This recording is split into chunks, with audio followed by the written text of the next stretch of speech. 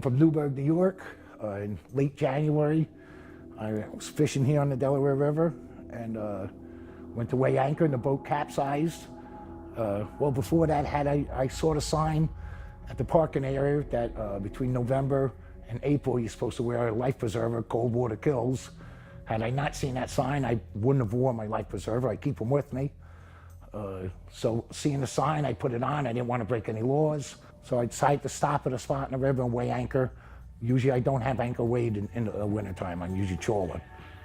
So I waited until the ideal time after dark, and that's when I went to weigh anchor, and then the incident happened. The battery shifted in the boat.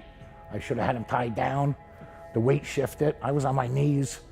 The back corner of the boat caught water, and it just rolled it like a top. Never had a chance. In seconds, it was over. And everything all went overboard, and I held onto the boat. I see nobody was around. It was dark. Time to start swimming. At first, I didn't think I was in trouble. I had a life jacket on. I had a seat cushion in my arms, so I didn't think I was in trouble. And then, after being in the water a couple of minutes, it was so cold. That's when I started to get scared. I'm like, I gotta keep kicking. I gotta keep kicking. And boots kept trying to drag me under.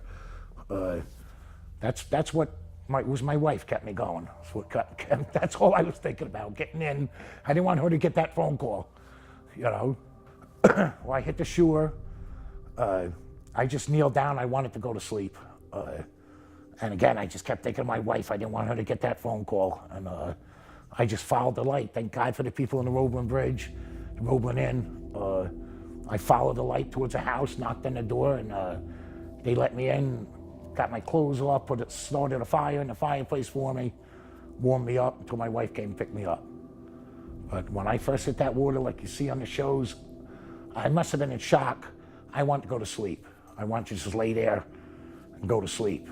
You know, I figured I made it out of the water, but I knew as cold as it was. Already, by the time I got to the Roebling Bridge, my jumpsuit was all sheet of ice. Just from that 2-3 block walk. And that felt like an eternity. That felt like I walked 5 miles. Just, you know, I saw the light and it felt like I walked 5 miles. And I was exhausted. Matter of fact, I fell asleep waiting for the wife to come get me.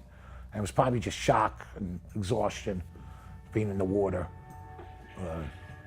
Very scary. Can't say enough that I don't care, all summer, all year long, you should wear a life preserver if you're out on that river.